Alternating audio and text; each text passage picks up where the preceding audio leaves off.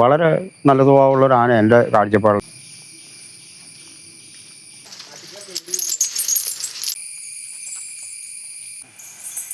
ഏകദേശം 260 കിലോ ഭക്ഷണം പൂർണ്ണ വളർച്ചയെത്തി ഇവിടെയുള്ള പൂർണ്ണ വളർച്ചയെത്തി ആനകൾക്ക് നൽകി വരുന്നുണ്ട്. പിന്നെ അതിൻ്റെ പ്രായക്കുറവ് അനുസരിച്ചിട്ടും മെയിൽ ഫീമെയിൽ വ്യത്യാസം അനുസരിച്ചിട്ടും ഭക്ഷണത്തിൽ സ്ലൈറ്റ് ഡീവിയേഷൻ അങ്ങോട്ടും ഇങ്ങോട്ടെല്ലാം വരുന്നുണ്ട്.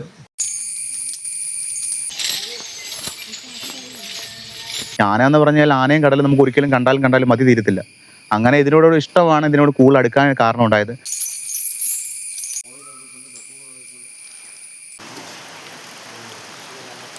നമ്മളിപ്പോൾ ഒരു ആനയെ അഴിച്ചു വിട്ടാൽ പോരാ, ആന മരത്തെ പിടിച്ച് കെട്ടണം, അപ്പോൾ ശരിയായ ഒരു പാപ്പാനാവും.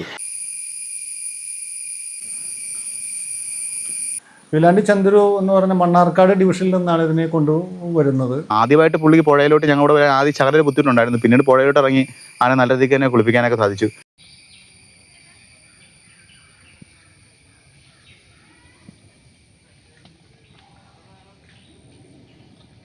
എൻ്റെ പേര് റഷീദ് ടി.എം. ഞാൻ കോടനാട് റിസർച്ച് റേഞ്ച് ഓഫീസറായിട്ട് ജോലി ചെയ്യുകയാണ്. അഭയാരണ്യം എന്ന് പറഞ്ഞ എക്കോ ടൂറിസം സെൻ്ററാണ് നിലവിൽ. ഇത് കാലടി നേച്ചർ സ്റ്റഡി സെൻറ്റർ ഡിവിഷന് കീഴിലുള്ള കോടനാട് റിസർച്ച് റേഞ്ചിൽ ഉള്ള ഒരു എക്കോ ടൂറിസം സെൻ്ററാണ് അഭയാരണ്യം എന്ന് പറയുന്നത്. അഭയാരണ്യത്തിൽ നിലവിൽ ഒരു മിനി സൂവും പിന്നെ ഒരു എലഫൻറ്റ് ക്യാമ്പുമാണ് പ്രവർത്തിച്ചു വരുന്നത്. ആരംഭത്തിൽ മിനി സൂ മാത്രമേ ഉണ്ടായിരുന്നുള്ളൂ. 2011 അഭയാരണ്യം ആരംഭിച്ചിരിക്കുന്നത്. പിന്നീട് 2015 എലഫൻറ്റ് ക്യാമ്പ് ആരംഭിച്ചു. നിലവിൽ 7 ആനകളാണ് എലഫൻറ്റ് ക്യാമ്പിൽ നമ്മൾ സംരക്ഷിച്ചു വരുന്നത്. അതിൽ 4 ആനകൾ ഫീമെയിലും 3 ആനകൾ മെയിലുമാണ് ഉള്ളത്. വീലാണ്ടി ചന്ദ്രു എന്ന് പറഞ്ഞ മണ്ണാർക്കാട് ഡിവിഷനിൽ നിന്നാണ് ഇതിനെ കൊണ്ടുവരുന്നത്. അപ്പോൾ മണ്ണാർക്കാട് അകളി മേഖലയിൽ, അട്ടപ്പാടി മേഖലയിൽ ഇത് ഒരു പ്രശ്നക്കാരനായ ആനയായിരുന്നു. അവിടെ ആ റിസർവ് വനത്തിലുള്ള 6-7 ആദിവാസി വിഭാഗത്തിൽപ്പെട്ട ആൾക്കാരെ അത് കൊന്നിട്ടുണ്ടെന്നാണ് പറയപ്പെടുന്നത്. അപ്പോൾ ഒരു പ്രശ്നക്കാരനായ നിലയ്ക്ക് അത് ചീഫ് വൈൽഡ് ലൈഫ് വാർഡൻ്റെ ഉത്തരവ് പ്രകാരം അതിനെ ക്യാപ്ചർ ചെയ്തിട്ട് അഭയാരണ്യത്തിലേക്ക് കൊണ്ടുവരികയും അതിനെ ഒരു ക്യാപ്റ്റീവ് എലിഫൻ്റായിട്ട് നിലവിൽ മാറ്റി ഇതിനെ ഇവിടെ സംരക്ഷിച്ച് വരികയാണ് ചെയ്തു വരുന്നത്. ആനയെ പരിപാലിക്കാതെ ആപേക്ഷികമാണ്.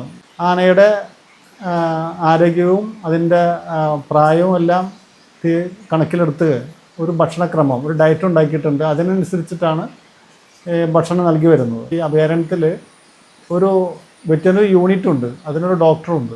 അദ്ദേഹം ആനയുടെ ആരോഗ്യവും അതിൻ്റെ പ്രായവും എല്ലാം കണക്കിലെടുത്ത് ഒരു ഭക്ഷണക്രമം, ഒരു ഡയറ്റ് ഉണ്ടാക്കിയിട്ടുണ്ട്. അതിനനുസരിച്ചിട്ടാണ് ഭക്ഷണം നൽകി വരുന്നത്. ഏകദേശം 260 കിലോ ഭക്ഷണം പൂർണ്ണ വളർച്ചയെത്തി ഇവിടെയുള്ള പൂർണ്ണ വളർച്ചയെത്തി ആനകൾക്ക് നൽകി വരുന്നുണ്ട്. പിന്നെ അതിൻ്റെ പ്രായക്കുറവ് അനുസരിച്ചിട്ടും മെയിൽ ഫീമെയിൽ വ്യത്യാസം അനുസരിച്ചിട്ടും ഭക്ഷണത്തിൽ സ്ലൈറ്റ് ഡീവിയേഷൻ അങ്ങോട്ടും ഇങ്ങോട്ടെല്ലാം വരുന്നുണ്ട്. എൻ്റെ പേര് അനിൽകുമാർ.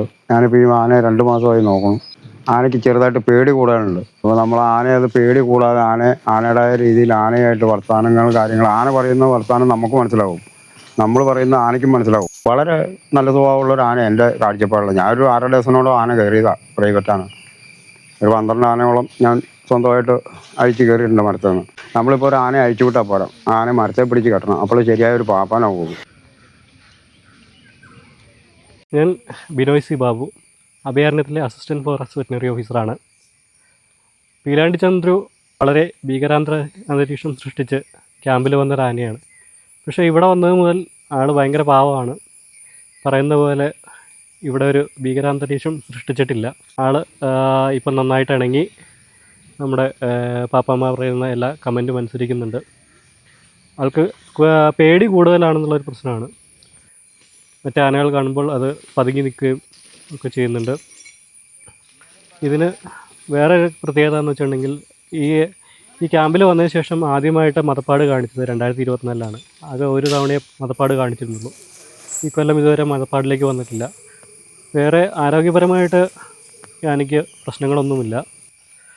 എല്ലാം ദഹനവും എല്ലാം ശരിയായിട്ട് തന്നെ നടക്കുന്ന ഒരു ആനയാണ്. പിന്നെ റേഷനുണ്ട് ഡെയിലി എന്ന് വെച്ചാൽ ഒരു 4 കിലോ 5 കിലോളം അരിയുടെ ചോറുണ്ട്.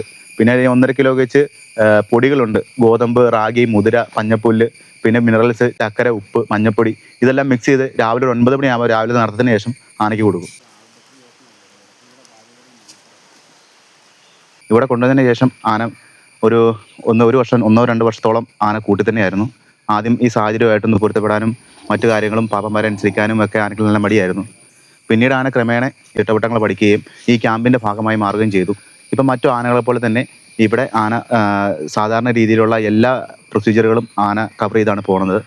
ഇവിടെ നടക്കുന്നതിനും മറ്റു കാര്യങ്ങൾക്കും നമുക്ക് അതിനെക്കൊണ്ട് ചെയ്യാൻ സാധിക്കുന്നുണ്ട്. ഒരു ആനയുടെ സ്വഭാവ രീതി നമ്മൾ അറിഞ്ഞ് മനസ്സിലാക്കണം. ഈ ആന എന്താണ് കുഴപ്പം, അഴിച്ചു വിട്ട് അങ്ങോട്ട് പോകും, വെള്ളത്തിൽ പോകുമ്പോൾ എന്ത് ചെയ്യും. അതുപോലെ ഒരു ആന ഒരു കൊല്ലത്തിൽ ഒലിവുണ്ടാവുള്ളൂ ആനയ്ക്ക്. ആരോഗ്യമുള്ള ആന ഒലിക്കും, എത്ര പ്രായമായാലും ഒലിക്കും ആനയ്ക്ക്. അപ്പോൾ ആ ഒലിവിൽ ആനകൾ കാണിച്ചു തരും. ചിലപ്പോൾ നമ്മൾ ഓടിച്ചേച്ചായിരിക്കും ആന മതപ്പാടി കെട്ടാൻ സാധിക്കണത്. ചിലപ്പോൾ കൂടെ നിൽക്കുന്നവരായിരിക്കും ഓടിക്കുന്നത്. അപ്പം നമ്മൾ മനസ്സിലാക്കണം. ആന ഇനി നമ്മൾ മുമ്പോട്ട് കൊണ്ടുപോയാൽ നമുക്ക് പിടുത്തം തരികയില്ല. അപ്പോൾ ആന കെട്ടി ഉറപ്പിക്കുക, ബന്ധോസ് ചെയ്യുക. പിറ്റേ ദിവസം രാവിലെ വന്നു വെച്ചാൽ നമ്മൾ ആന അടിക്കാൻ പോകുമ്പോൾ നമ്മൾ ആന ഓടിച്ചു കഴിഞ്ഞാൽ പിന്നെ നമ്മൾ അപ്പം നല്ല ചങ്ങലയിൽ കെട്ടണം. അതിനാണ് ബന്ധോസ് ചെയ്യുക എന്ന് പറഞ്ഞത്. പീലാണ്ടിൽ ഒരു ദിവസം എന്ന് പറഞ്ഞു കഴിഞ്ഞാൽ രാവിലെ ഒരു 6 മണി 6:30 ആകുമ്പോൾ തന്നെ ഞങ്ങൾ 6:30 ആകുമ്പോൾ ആന എടുത്ത് വരും. ആദ്യം തറി വൃത്തിയാക്കും. തറി നന്നായിട്ട് വൃത്തിയാക്കി എരണ്ടവും വേസ്റ്റും എല്ലാം കൊണ്ടു കഴിയും. അതിനുശേഷം ആനയെ ഇരുത്തി ആനയുടെ അത്യാവശ്യം പൊടിയൊക്കെ തൂത്ത് കിട്ടും. അതിനുശേഷം ഇവിടെ ഞങ്ങളൊരു 8 മണിയോട് കൂടിയാണ് നടക്കാനായിട്ട് പോകുന്നത്. ഇപ്പോൾ ഈ ആന നിൽക്കുന്നിടത്ത് ക്യാമ്പിൻ്റെ ക്വാർട്ടേഴ്സിൻ്റെ അവിടം വരെ അത് 400 മീറ്റർ മേളുണ്ട്. പിന്നെ അവിടുന്ന് പിന്നെ അങ്ങോട്ട് പിന്നെ നടക്കാൻ പോകുന്നത്. ഇവിടെ ചെന്ന് ഒരു 3-4 റൗണ്ട് അല്ല 5 റൗണ്ട്, ഒരു ദിവസം ഒരു 4 കിലോമീറ്റർ അല്ല 5 കിലോമീറ്റർ അല്ല അതിന് പ്ലസ് അതിന് മേളിലായിട്ട് വരുന്ന രീതിയിൽ ദൂരത്തിലാണ് നടക്കുന്നത്. നടന്നു വന്നതിന് ശേഷം നേരെ ഇവിടെ ആനകൾക്കെല്ലാം ഒരുമിച്ച് ചോറ് കൊടുക്കുന്ന ആ ഭാഗത്ത് കൊണ്ട് നിർത്തും. അപ്പോൾ 9 മണിക്കാണ് ചോറ് കൊടുക്കുന്നത്. അപ്പോൾ അവിടെ പുല്ലൊക്കെ ഇട്ട് കൊടുത്ത് കുറച്ച് 9 മണിയാകുമ്പോൾ ചോറ് കൊടുക്കുന്നു. ചോറ് കൊടുത്തതിന് ശേഷം തിരിച്ച് 1 മണിക്കൂറും കൂടെ അവിടെ നിർത്തും. അവിടുന്ന് പതുക്കെ ഇങ്ങനെ നടന്നു വരും. ചില ദിവസങ്ങളിൽ നമ്മൾ വലിയ കുഴപ്പമില്ലാത്ത ദിവസങ്ങളൊക്കെ ആണെങ്കിൽ ഇപ്പം മഴ ആയതുകൊണ്ട് അധികം നമ്മൾ പുറത്തോട്ട് ഇറക്കി കെട്ടാറില്ല. അല്ലെങ്കിൽ കെട്ടുമ്പോഴേക്കും ആനയ്ക്ക് അത്യാവശ്യം മണ്ണിൽ കളിക്കാനും ആനയ്ക്ക് ഇഷ്ടമുള്ള പുല്ലോ മറ്റു ഇലയോ മരത്തിൻ്റെ തൊലികളോ തിന്നാനായിട്ട് നമ്മൾ ഒരു ചങ്ങല മാത്രം ആ മരത്ത് കെട്ടി വലിയ ചങ്ങലയിൽ അഴിച്ചു വിടുവാനെ. അങ്ങനെ അതിനുശേഷം ഒരു ഉച്ചയ്ക്ക് ഒരു 2 മണി 3 മണിയാകുമ്പോൾ ചെന്ന് ആനയെ വിളിച്ച് അടുത്ത് വരുത്തി ആനയെ അഴിച്ച് നേരെ കഴുകാനായിട്ട് കൊണ്ടുവരും. ഒന്നെങ്കിൽ ഇവിടെ റാമ്പിലെടുത്ത് കഴുകും, ഇല്ലെങ്കിൽ ഇവിടെ തറി വന്നാണ് കഴുകുന്നത്. കഴിയുന്ന ശേഷം ഒരു 3 മണി 4 മണിയൊക്കെ ആകുമ്പോഴേക്കും കഴുക്കെല്ലാം കഴിയും. അതിനുശേഷം ആനയ്ക്ക് തിന്നാനുള്ളത് പ്ലാവിലയാണ്. 4 കെട്ട് പ്ലാവിലുണ്ട് ഒരു ദിവസം ബേസിക്കായിട്ട് എല്ലാ ആനകൾക്കും. പിന്നീട് പുല്ല് 150 കിലോ വരുന്ന പുല്ലുമുണ്ട്. ഇത് നമ്മൾ രാവിലത്തെ ഈ ചോറൊട്ട് കഴിഞ്ഞിട്ട് നമ്മൾ പ്ലാവിലായിരിക്കും കൊടുക്കുന്നത്. അതിന് ഉച്ച കഴിഞ്ഞ് ഈ കഴുക്കും കഴിഞ്ഞ് ഇവിടെ തിരിച്ച് വരുമ്പോഴേക്കും പുല്ലിട്ട് കൊടുക്കും. അങ്ങനെ ഇപ്പം ടാങ്കിൽ എപ്പോഴും വെള്ളം ഉണ്ട് ആനയ്ക്ക്. അതുകൊണ്ട് അൺലിമിറ്റഡ് ആയിട്ട് എനിക്ക് എപ്പോഴും എനിക്ക് വെള്ളം എടുത്ത് കുടിക്കാൻ സാധിക്കും. അങ്ങനെ പ്രത്യേകിച്ച് വെള്ളം കൊടുക്കേണ്ട ഒരു സമയം നമുക്കില്ല. ആ ടാങ്ക് നിറച്ച് എപ്പോഴും ആന വെള്ളം കുടിച്ചോളും. ഇതൊക്കെ തന്നെയാണ് രാവിലെ ഒരു ദിവസത്തെ റൊട്ടീൻ എന്ന് വെച്ചാൽ. ഞാൻ ഈ തൊഴിലോട്ട് വരാൻ ഭാഗം എന്ന് പറയുന്നത് ഇതിനോട് അതിയായ ഒരു ആഗ്രഹവും ഇഷ്ടവും കൊണ്ടാണ്. മറ്റൊരു മേഖലയും അത്രയും ഒരു അട്രാക്ഷൻ നമുക്ക് തോന്നിയിട്ടില്ല. ആന എന്ന് പറഞ്ഞാൽ ആനയും കടലും നമുക്ക് ഒരിക്കലും കണ്ടാലും മതി തീരത്തില്ല. അങ്ങനെ ഇതിനോടൊരു ഇഷ്ടമാണ് ഇതിനോട് കൂടുതൽ അടുക്കാൻ കാരണം ഉണ്ടായത്. പിന്നീട് അതൊരു പാഷന് പുറമെ പിന്നെ ഒരു ഉപജീവനമാർഗ്ഗം പോലെ തൊഴിലായിട്ട് തന്നെ സ്വീകരിക്കുകയായിരുന്നു. ഇതിന് ബുദ്ധിമുട്ടും കഷ്ടപ്പാടുകളുണ്ടെങ്കിലും നമുക്ക് ഈ ആനയുടെ അടുത്തുള്ള സ്നേഹം കൊണ്ട് നമുക്ക് അതൊന്നും ഫീൽ ചെയ്യത്തില്ല. നല്ല രീതിക്ക് തന്നെ ഈ ജോലി ഇതുവരെ വലിയ അപകടങ്ങളൊന്നും ഇല്ലാതെ മുന്നോട്ട് പോകാൻ സാധിച്ചിട്ടുണ്ട്. ട്രീറ്റ്മെൻറ്റ് കാര്യങ്ങളെന്ന് പറഞ്ഞു കഴിഞ്ഞാൽ ബിനോയ് ഡോക്ടറാണ് ഇവിടുത്തെ ഞങ്ങളുടെ ഫോറസ്റ്റിൻ്റെ ഡോക്ടർ. സാർ എന്ത് കാര്യത്തിനും സാറിനെ സമീപിച്ച് കഴിഞ്ഞാൽ സാർ ഓടി വരികയും ആനയുടെ മറ്റു കാര്യങ്ങളെല്ലാം നോക്കുകയും ചെയ്യും. പിന്നെ എന്ന് വെച്ച് കഴിഞ്ഞാൽ സാറന്മാർ നമ്മുടെ ഇവിടുത്തെ റേഞ്ചറാണെങ്കിലും ഫോറസ്റ്റാണെങ്കിലും ബാക്കിയുള്ള സാറന്മാരാണെങ്കിലും നല്ല സഹകരണമാണ്. ഈ ആനയ്ക്ക് വേണ്ടി എന്ത് കാര്യങ്ങൾക്കും അവർ ഓടി എത്തുകയും രാത്രിയെന്നോ പകലൊന്നും ഇല്ലാതെ ഇവർ എപ്പോഴും ഇവിടെ അന്വേഷിക്കാനും നമുക്കും ആനയ്ക്കും എന്തെല്ലാം ആവശ്യങ്ങളുണ്ടോ അതെല്ലാം അവർ കൃത്യമായിട്ട് നമുക്ക് നടത്തി തരികയും ചെയ്യുന്നുണ്ട്. ഇതുവരെ ആനയെ കുളിപ്പിക്കുക എന്ന് പറഞ്ഞാൽ സാധാരണ ഞങ്ങളിവിടെ ഈ തറയിലിരുത്തി ഇവിടെ കഴുകയിൽ റാമിൽ പോകും. അപ്പോൾ കഴുകുന്നതിന് ആദ്യ സമയങ്ങളിലൊക്കെ ആന നമ്മൾ ഫസ്റ്റ് ഒരു ആന അടിക്കുന്ന രീതി തന്നെയായിരുന്നു. ഇച്ചിരി ബുദ്ധിമുട്ടുകളുണ്ടായിരുന്നു.